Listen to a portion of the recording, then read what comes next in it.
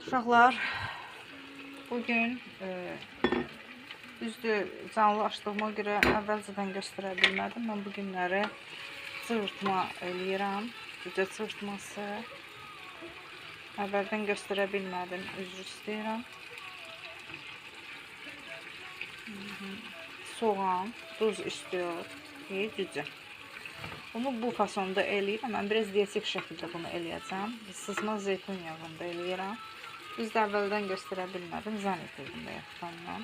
Yumurtanı da əlavə istəyirəm. Bilmirəm, fikrim bəkəm döndü, elədim. Yumurtasız daha çox eləyəcəm. Mən bunu istiyor uzun, sarı kökün vurmuşam.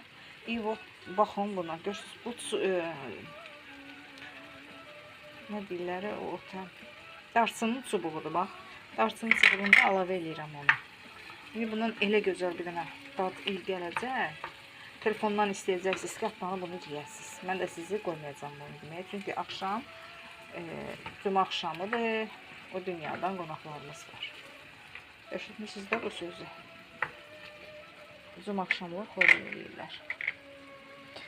Bax, bunun ağzını tükü məsəl bağlıyorum. O bişsin biraz.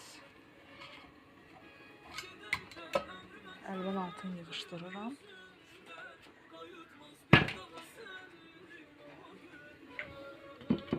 Bu bişəndən sonra mən sizə açıb bunun bişdiyini göstərəcəm və sizi story ilə tanış eləyib yenidən göz haqqınızı mənə halal edəcəksiniz.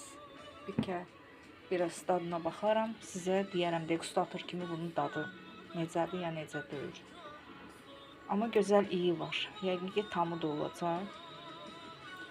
Allah sizə can sağlığı versin. Hər halda sabah da çalışıram story açmaya, çəkməyə.